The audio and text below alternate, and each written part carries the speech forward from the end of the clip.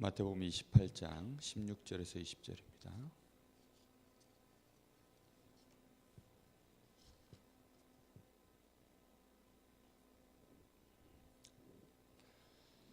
같이 보겠습니다. 11 제자가 갈릴리에 가서 예수께서 지시하신 산에 이르러 예수를 배웠고 경배하나 아직도 의심하는 사람들이 있더라.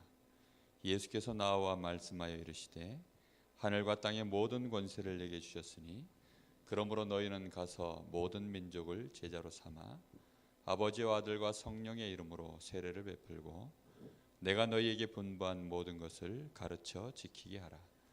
볼지어다 내가 세상 끝날까지 너희와 항상 함께 있으리라 하시니라. 아멘.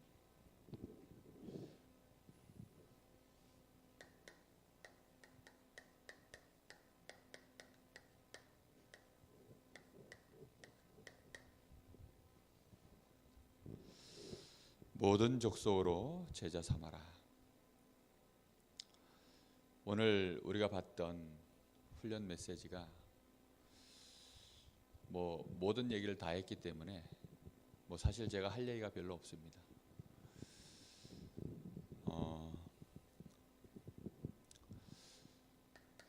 많은 사람들이 원하는 것이 뭐냐면 많은 사람들이 하나님 앞에 진짜 응답받기를 원합니다. 근데 정말 중요한 게 뭐냐면 응답받기 이전에 응답 이전에 하나님이 우리에게 주신 것이 있습니다.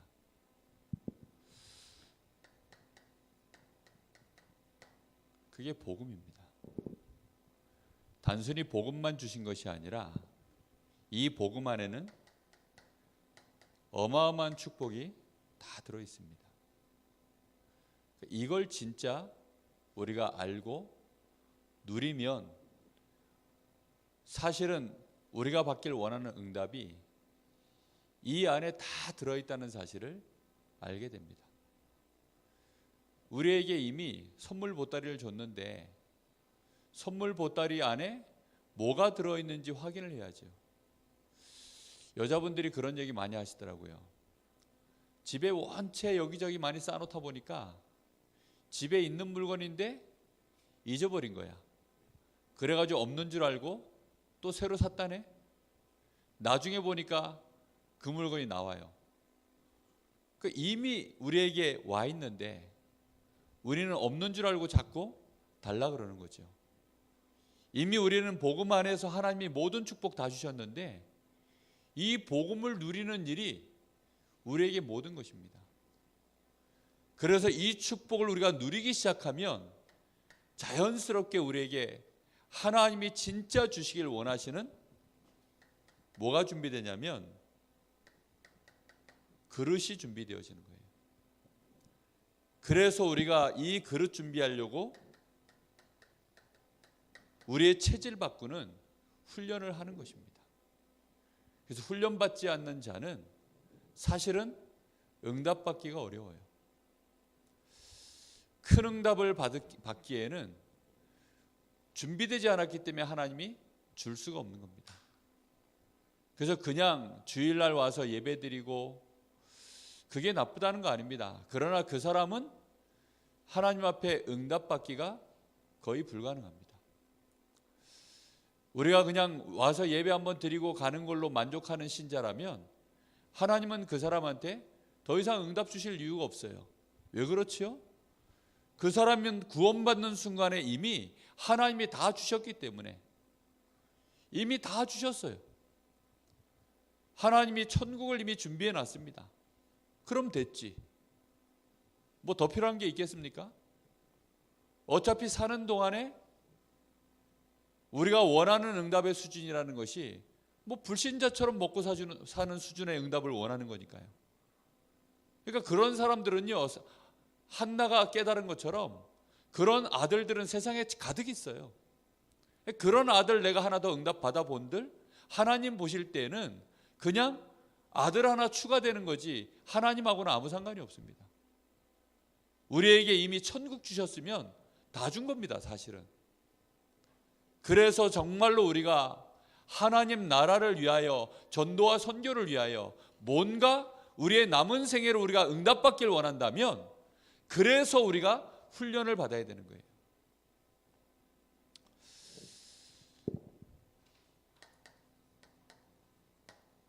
그래서 우리의 생애를 우리가 훈련받는 이유가 뭐냐면,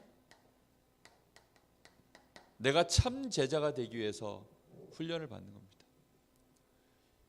예수님을 당시에 믿고 따라다니던 사람들 많았습니다. 그러나 진짜 마지막까지 남은 사람들은 제자만 남았습니다. 이 제자들은 특징이 뭐지요? 예수님께 3년 동안 집중적으로 훈련을 받은 자들입니다. 그래서 우리는 분명히 내가 제자가 되길 원한다면, 제자를 삼으려면 내가 제자가 되어야만 제자를 삼을 수가 있어요.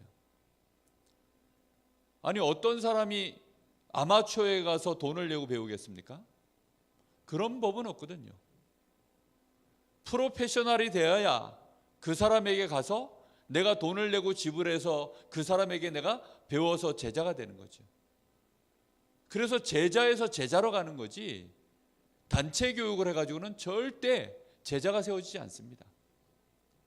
그래서 전도운동의 가장 첫 번째가 뭐냐면 1대1입니다. 1대1에 능숙해야 돼요. 내가 한 사람을 만났을 때 이 한 사람에게 나의 모든 것을 다 전해줄 수 있는, 내가 가지고 있는 것들을 개인화하고 실제로 이 사람한테 전달해 줄 수 있는 개인적인 내가 답이 다 있어야 돼요.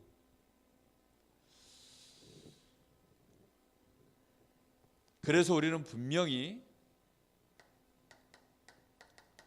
하나님이 원하시는 이 언약의 방향 4가지를 알고 있어야 됩니다.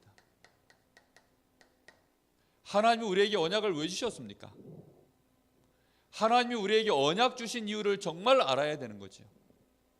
그래야만 제자가 되는 것입니다. 그 첫 번째가 뭐냐면, 하나님이 왜 그리스도를 주셨는가? 그리스도 안에 있는 축복이 진짜 뭔가? 이 답을 완전히 얻는 자입니다. 그리스도 모든 문제 해결자, 그리스도 정말 끝났다. 대학 선교국에 이번에 세계대학 수련회 갔더니 우리 방에 이렇게 이제 사역자들만 모이는 방이에요. 숙소가 그렇게 배정돼 있어요. 근데 목사님들이 하는 얘기가 뭐라 그러냐면, 대학생들이 대학 현장에서 너무 흔들린다는 거예요. 현장을 우리가 똑바로 제대로 알려주지 않으면 아이들이 흔들린다는 거예요. 근데 제가 그 말을 듣는데요, 저는 동의하지 않았습니다. 그 말이 맞는 말처럼 보이지만 저는 동의하지 않았습니다. 왜냐면요, 애들이 현장 때문에 흔들리는 게 아닙니다. 제가 아이들을 확인해 보니까요, 아이들은 현장 때문에 흔들리는 게 아니라 복음을 똑바로 모르고 있어요. 교인들이요, 교회가 어렵고 뭐 교회 목사님이 이상하고 성도가 이상하고 우리 가정이 이상해서 흔들리는 게 아닙니다. 내 남편 때문에 흔들리는 게 아니라니까요. 복음을 똑바로 모르고 있어서 그래요. 복음을 진짜 제대로 알고 있으면 사람 때문에 흔들리지 않는다니까요. 사람 때문에 상처받지 않습니다. 유 목사님이 제일 이해 안 된다는 거 있다 그랬잖아요, 오늘 메시지 속에서. 뭐가 이해 안 된다고 하시던가요? 싸우는 거. 왜 싸웁니까? 싸울 이유가 없어요. 정말로 복음을 안다는 말은요, 이게 굉장한 말입니다. 왜 시기합니까? 저 사람한테 역사가 일어나는데 왜 시기하지요? 아니, 저 사람이 조금 나보다 잘 되어져가는 응답을 받으면요, 그게 왜 내한테 배가 아픕니까? 왜 견제가 됩니까? 그럴 수가 없다니까요. 진짜 복음 알면요, 그게 기쁘고 감사해요. 제자가 나를 넘어서는 것이요, 너무나 당연한 일처럼 느껴져야 됩니다. 아니, 나 정도 되어가지고 어떻게 이 사람을 세계복음화합니까? 나를 넘어서야 돼요. 그게요, 너무 우리에게는 감사한 일이 되어지고 그게 우리 마음속에요, 기쁨이 되어야 되고 그렇게 되기를 간절히 바라야 되는 거예요. 근데 보통 보면요, 그게 안 되는 거예요. 자기의 틀, 자기의 어떤 기준, 거기에 가둬놓고 제자가 그 안에서 되어지길 원해요. 그렇지 않습니다. 예수님은 제자들 보고 뭐라 그랬죠? 너희는 나보다 더 큰 일을 행하리라. 아니, 우리 주님보다도 더 큰 일을 행하리라. 그게 우리 주님이 제자들을 바라보는 눈이었거든요. 정말로 우리가 그리스도를 안다. 점점점 그리스도 안에서요, 모든 것이 우리가 바뀌게 돼 있습니다. 10년, 20년 지나고 나면요, 정말 이 복음 안에서 모든 것을 수용하고 초월하고 재해석하고 재창조할 수 있는, 이게 엄청난 복음의 비밀입니다. 제가 대학 사역자 수련회를 담당하고 있어요. 우리 대학 선교국에 9분야가 있는데 9분야 담당자들이 제가 그 대학 사역자 수련회를 담당하고 있습니다. 근데요, 제가 없을 때 그걸 결정해 놨어요. 우리 그 대학 선교국이 이제 선대 일대 국장님 퇴진하고 난 이후에 뭐 그분이 원체 그 영향력이 컸기 때문에 멘붕이 왔어요. 멘붕이 와서 모든 조직이 시스템이요 거의 다 와르르 무너져 버렸습니다. 그러다가 우리가 9분야만큼은 회복해야 되겠다 이래서 한 사람씩 그냥 맡겨서 세운 거예요. 그런데 제가 있지도 않은 자리에서 대학 사역자들 이렇게 세우는 수련회 담당자를 세운 거예요. 그래가지고요, 저는 저도 마찬가지로 그냥 이제는 어떻게 해야 되나 그냥 저도 멘붕이 같이 와가지고 그러고 있는데 그 수련회를 저를 맡겨놓은 거예요. 야, 그러니 얼마나 당황이 되든지 그거 당황하는 거 빼고 그 다음에 제정신 들고 대학 사역자 이게 너무 중요하다 그 의미를 제가 파악해서 제 마음에 담는 데까지 2년 걸렸어요. 2년. 야, 정말 어렵더라고요. 왜냐하면 제가 이 강릉에 이 구석에 콕 처박혀 있는 상황에서 아니 제가 전체 흐름을 보고 같이 소통하고 막 대학 사역자들 만나고 막 이렇게 해야 빨리 마음에 담길 텐데 이게 강릉에 콕 처박혀 가지고 뭐 1년에 연중 행사를 한번 뭐 이 사역자들 만나고 이런 식이 되니까 담기는데 너무 오래 걸리는 거예요. 그런데요, 제가 이게 딱 담기고 나니까 이게 생각이 딱 달라져요. 정말 대학 사역자라면 이 사람들은 지금 대학의 중요한 랩런트들을 다 상대하고 있는 사람들인데 너무 중요한 사람들이구나. 아니, 그러면 내가 이분들을 어떻게 도와줘야 되나? 이분들 시간표에 맞도록 내가 뭘 이분들을 위해서 내가 헌신해야 되나? 이게요, 마음에 딱 담기기 시작하니까요, 생각이 완전히 딱 바뀌는 거예요. 이 사람 한 사람이 중요한 제자들이구나. 정말요, 우리는 내가 그리스도를 알고 누린다? 이건 굉장한 얘기입니다. 바울 사도는 여기에 대하여 그래서 어느 정도까지 얘기했습니까? 이제는 내가 예전에 가지고 있던 모든 것, 그 모든 것들을 뭘로 여긴다고요? 배설물로 여긴다. 심지어는 뭐로 여긴다 그랬습니까? 배설물 정도가 아니라 해로 여긴다. 왜지요? 나에게 있는 내가 이 어마어마한 그리스도를 아는 데 있어서, 내가 이 최고 지식을 아는 데 있어서 내가 예전에 가지고 있었던 나의 경험, 바울이 가지고 있는 경험은요, 사실은 엘리트 가문에서 태어났기 때문에, 엘리트 교육을 받았기 때문에 자기 자신이 굉장히 높은 줄 알았어요. 나라는 사람이 굉장히 완벽한 사람인 줄 알았어요. 내가 가지고 있는 기준이 완전한 기준인 줄 알았어요. 그러다 보니까 그리스도를 알기까지 그게 계속 방해물이 된 거예요. 나의 한계 속에, 나의 기준 속에 그리스도를 가둬버린 겁니다. 그러다 보니까 그걸 깨는 데 있어서요, 너무 오래 걸린 거예요. 도저히 안 깨지니까 우리 주님이 직접 깨버린 겁니다. 그래서 최고 지식을 아는 데 있어서 옛날 지식을 가지고 내가 최고 지식을 판단하려고 했기 때문에 이게 완전히 내가 오판이었구나. 그래서 내가 오랜 세월 복음을 못 깨달았구나. 이제는 옛날 지식, 경험 싹 다 내버려 버린다. 다 내버려버리고 나니까요, 뭘 깨닫게 되는 겁니까? 최고 지식을 그제서야 깨닫는 거예요. 여러분, 그래서 복음은요, 오직 성령의 감동으로만 복음 깨달을 수 있어요. 어떤 경험, 어떤 지식으로도요, 우리가 복음을 가늠할 수 있는 것들이 없습니다. 그래서 하나님이 우리에게 성령을 너희에게 부으셨다. 성령께서만이 하나님의 깊은 것을 통달하듯이 너희에게 은혜로 주신 것들을 알 수 있도록 오직 성령의 역사로만 아는 것이다. 고린도전서 2장 12절이죠. 그렇습니다. 이 그리스도가 나에게는 이제 최고의 이 안에 계획이 있다. 그리스도 안에 최고의 목표가 있다. 그리스도로 말미암아 나는 최고의 배경을 얻었다. 빌립보서 3장 1절에서 20절, 여기에서 나온 말씀이죠. 정말 그렇습니다. 이 정도 되어져야 우리는 정말 이제 그리스도를 아는 것입니다. 정말로 복음 알게 되기를 예수님의 이름으로 축복합니다. 그리스도 정말 알면 현장 가가지고 현장을 몰라서 무너지는 게 아니라 현장을 바꾸고 현장을 살려낼 수 있는 자가 됩니다. 어느 순간인가 사역자들 생각이요, 우리 렘넌트들이 현장을 잘 모르는구나. 아닙니다. 그리스도 정말 알면 오히려 바뀝니다. 세상 보는 눈이 열려지게 되어 있어요. 정말로 사람 보는 눈이 열려지게 되어 있습니다. 아니, 왜 사람들이 교회 와서 시험 듭니까? 교회 안을 보는 눈이 열려지게 되어 있다니까요. 아니, 왜 가족 때문에 가정 안에서 고통을 당합니까?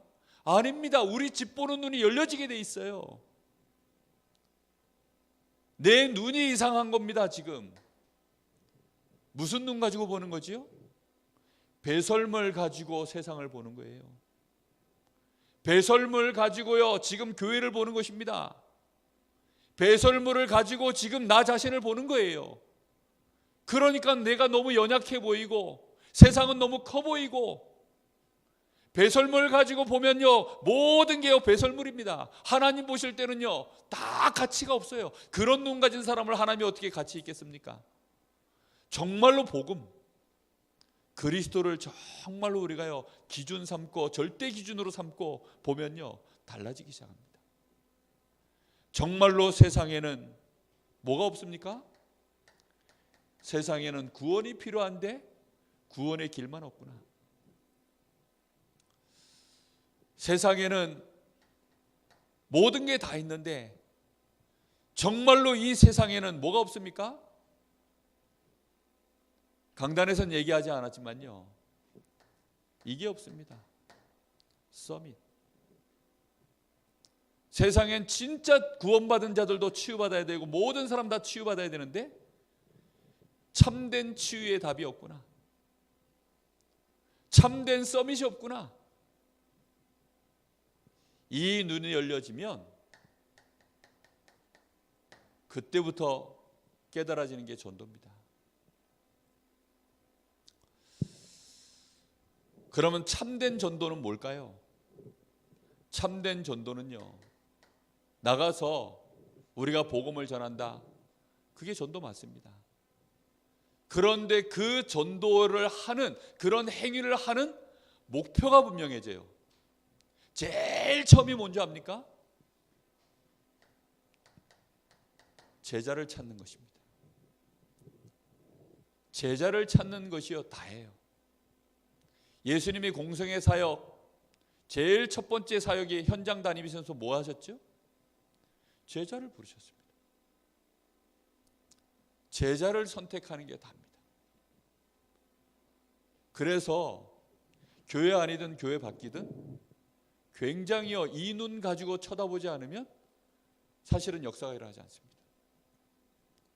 교회 안에는요 이 눈을 뜬 사람들이 있어야 됩니다. 정말로 현장을 갈 때요 이 눈을 뜨고 나가야 됩니다. 제자를 찾는 것이 다구나. 그럼 이 제자를 찾아서 빨리 뭐 해야 됩니까? 훈련을 시켜야죠. 그래서 훈련시키고 이 제자를 통해서 전도운동이 일어나야 되도록 시스템을 세우는 것입니다. 그래서 훈련과 함께 전도운동이 같이 일어날 수 있는 시스템이 5가지 기초 시스템입니다. 다락방은요, 그래서 완벽한 시스템입니다. 현장에서 영접운동이 일어나고 말씀운동이 일어나고 제자를 삼고 만남 속에 정말로 가정에서 업을 가지고 한 지역을 놓고, 그게 5기초 아닙니까?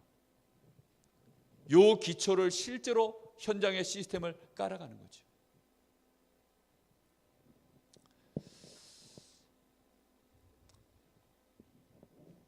그래서 결국은 뭘 세우는 겁니까?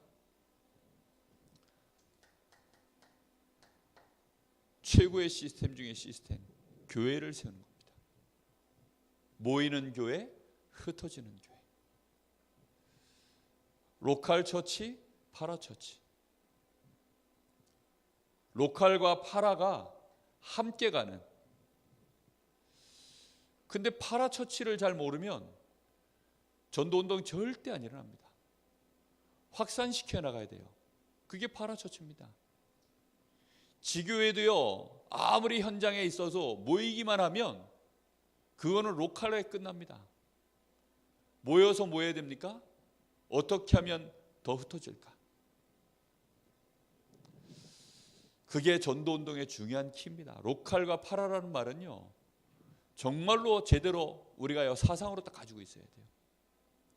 모이는 교회, 흩어지는 교회. 언제든지 그렇습니다. 현장에서도 모이는 교회, 흩어지는 교회.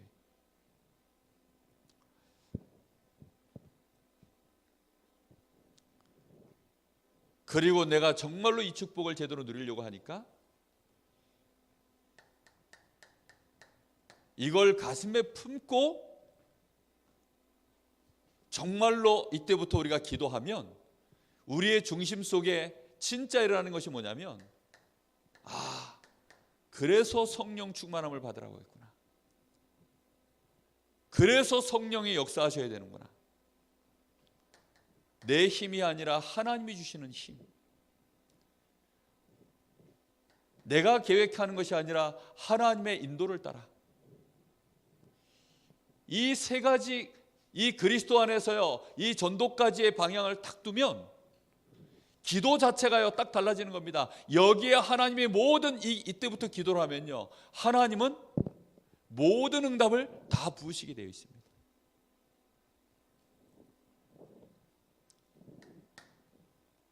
그러면 그때 이제 하나님이 정말로 원하시는 것,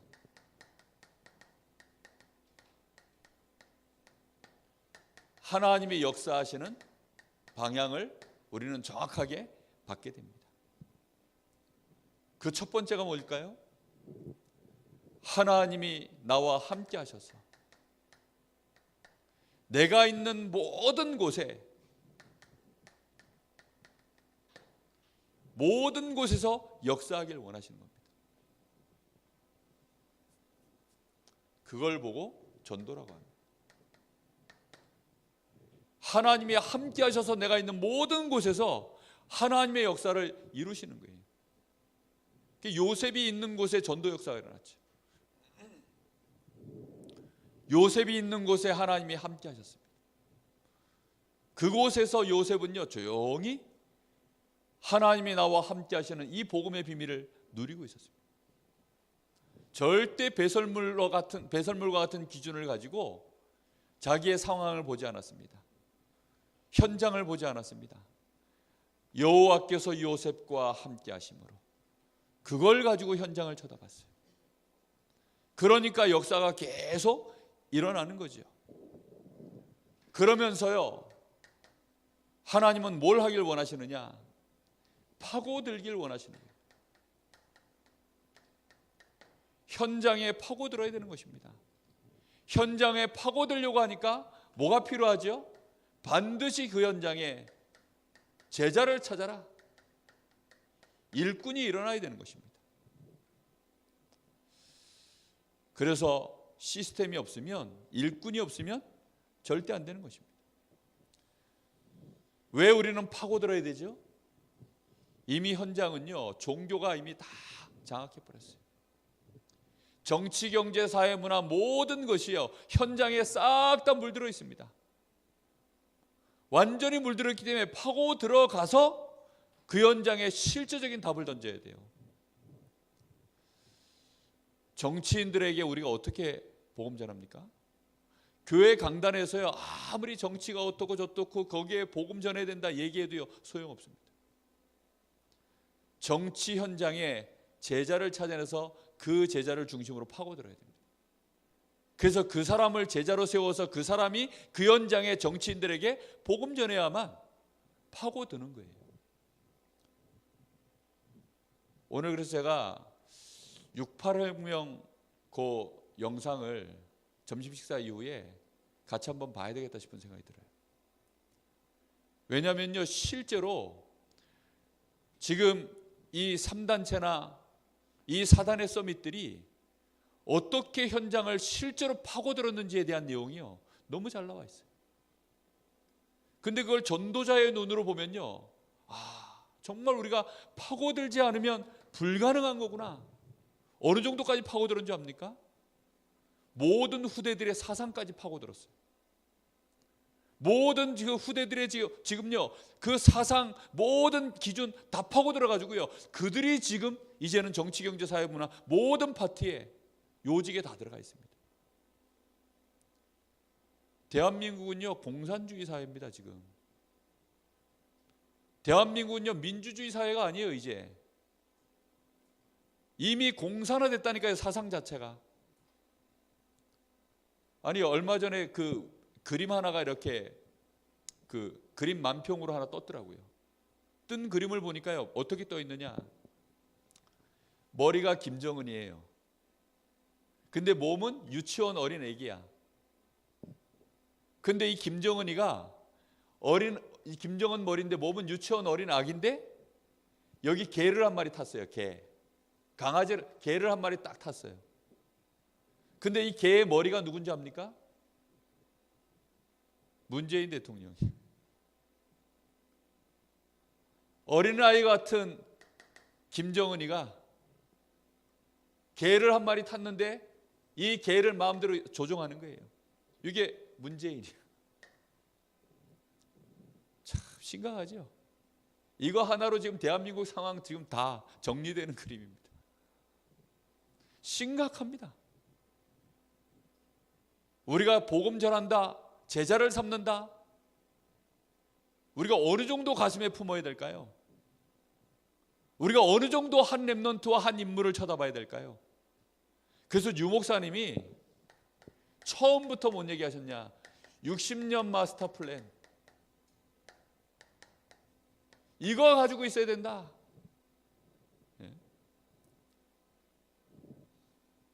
조금 이따 볼게요. 6.8혁명이에요. 거기서부터 60년 지나가지고 지금 그 세대가요, 60년 마스터 플랜 가지고 얘네들이 움직였다니까요.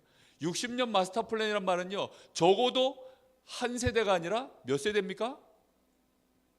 두 세대입니다. 두 세대. 유 목사님이 30년 전부터 했던 얘기예요. 적어도 두 세대를 거쳐야 이게 완전히 그 안에서요, 중요한 일꾼들이 일어납니다. 파고든다, 이 단순한 말이 아닙니다. 그래서 절대 그래서요, 조급해가지고는 할 수 없는 일입니다. 우리가요, 지금 내 거 주장하고 뭐 내 기준 가지고 막 이러고 저러고 있을 새가 없어요. 사실은 빨리 그 부분 정리하고 뛰어넘어야 됩니다. 진짜. 더 나아가 그래서 우리는 뭐 해야 되죠? 선교의 축복을 진짜 누려야 됩니다.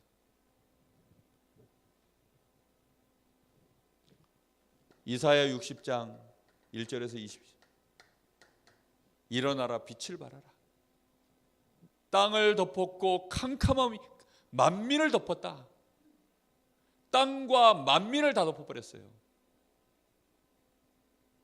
땅이라는 것은요, 전체 지금 지구 전체를 완전히 장악했다는 뜻이고, 만민을 덮었다는 말은요, 사람들의 생각을 다 사로잡았다는 뜻 아닙니까?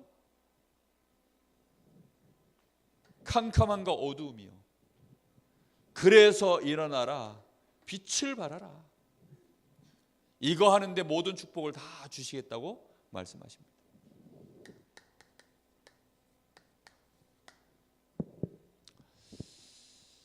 그래서 우리는요, 응답을 받는다 이전에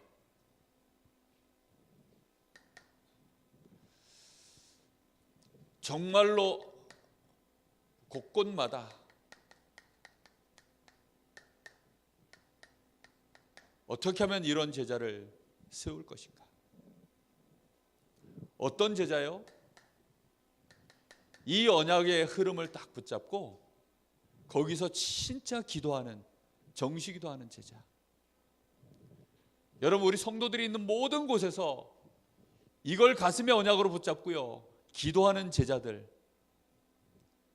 우리 성도들이요, 자기 문제, 자기의 어려움 거기에 묶여가지고 맨날 거기에서 시달리고 있고 그런 거 말고, 우리 모든 렘넌트들이 내가 있는 곳에서 이 복음을 누리는 참된 기도, 이 언약 붙잡고 참된 축복을 누리는, 그래서 정말로 그게 일어나면요, 결국은 지역이 장악되는 것입니다. 우리는 지역을 장악해야 됩니다. 어떻게 하면 지역을 장악할 것인가? 다락방 운동은요, 결국은 지역을 장악하는 것입니다. 한 시대를 장악하는 것입니다. 한 나라를 장악하는 것입니다. 조금 이따 이제 점심 먹고 나서 육패력명 한 명 같이 보세요. 완전히요, 이 공산주의 사상을 가지고 나라를 장악하고 시대를 장악하고, 걔네들은 그런 개념 가지고 지금 붙어요. 그러니까요, 한 인물을 키울 때 그런 중심 가지고 키우니까요, 사이즈가 다른 거예요. 사이즈가. 그러니 참 답답할 노릇이죠. 뭐 교회 안에서는 재정을 뭐 얼마 안 되는 돈 가지고 이걸 이렇게 써야 되냐 저렇게 써야 되느냐 막 그런 데 묶여가지고요, 막 그것 때문에 또 막 의견이 안 맞아가지고 충돌 일어나고 싸우고 상처받고 그러고 있는데, 지금 이 세대들은요, 그걸 위해서 뭐 하느냐, 목숨을 걸어요. 목숨을. 이번에 그 서도면 형무소 갔더니 거기에 기록 중에 공산주의자도 거기에 이렇게 위인으로 기록이 돼 있더라고요. 그러니까 이제 항일운동 했기 때문에, 그러니까 공산주의자들 중에도 항일운동 했던 사람들이 있거든요. 그러니까 그 사람들도 이제는 다 항일운동 했던 열국 지사라고 다 기록해 놨어요.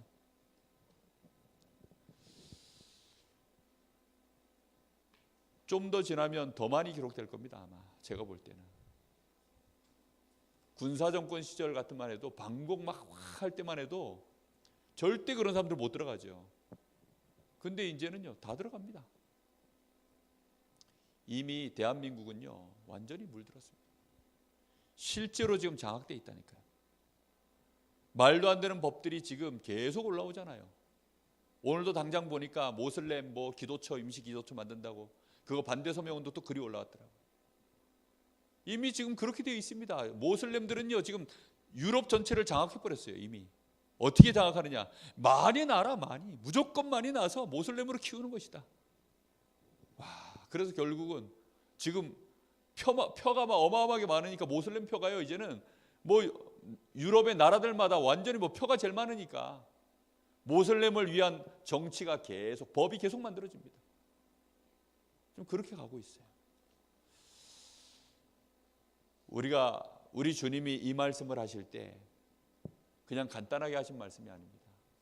그래서 우리는 여기에 가슴에 딱 담고 정말 저와 여러분 우리의 평생을 변함없이 더욱더 집중하여 제자 삼는 이 축복의 증인 되시기를 예수님의 이름으로 축복합니다.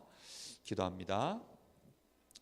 우리 한 1, 2분간만 오늘 주셨던 말씀을 기억하면서 기도하겠습니다. 같이 기도합니다. 하나님 감사합니다. 우리 주님께서 정말로 우리를 위하여 십자가에서 이미 모든 문제를 다 끝내시고 우리를 하나님의 자녀로 완전한 우리에게 축복을 주시고 이제 우리를 통하여서 이 시대를 맡기시고 살리기를 원하고 치유하시기를 원하시며 이 일에 하나님 우리에게 먼저 제자의 축복을 누리길 원하시는 줄 믿습니다. 하나님 현장을 장악하고 이 시대를 장악할 수 있도록 가서 제자 삼으라고 했습니다. 주여 정말로 저희들이 제자 삼는 이 일에 우리의 생애의 마스터 플랜 60년 우리의 전생애를 정말로 헌신할 수 있는 분명한 우리의 중심이 회복될 수 있도록 이번 한 주간에 저희들에게 은혜를 주시기를 원합니다. 하나님 정말로 저희들이 이 중요한 사역에 하나님 저희들이 부름을 받았사오니 우리의 남은 생애가 내가 제자가 되어지고 제자를 세우는 이 축복의 증인으로 서게 하여 주옵소서. 여기 사랑하는 귀한 이 사명자들이 이 축복에 눈을 뜨게 하여 주옵시고 정말로 내 인생 60년 마스터 플랜을 가지고 정말로 이 일에 헌신할 수 있도록 주님 역사하여 주옵소서. 하나님께서 우리에게 이 놀라운 축복을 주셨사오니 하나님 우리가 들뜨지도 말게 하시고 낙심하거나 나태하거나 앞서가지도 말게 하시며 정말로 성령의 인도를 따라 차분히 내가 있는 현장에서 내가 있는 시간표 속에서 이 축복 누리게 하시고 인도받게 하여 주옵소서. 성령으로 주님 역사하여 주옵소서. 주님 감사합니다. 하나님 은혜를 감사합니다. 모든 족속으로 제자 삼는 우리의 생애가 시작되게 하옵소서. 지금은 우리 주 예수 그리스도의 은혜와 우리 아버지 하나님의 크신 사랑하심과 성령님의 역사하심이 여기 사랑하는 하나님의 우리 주님의 제자들 머리 위에 이제와 영원토록 함께 계실지어다. 아멘.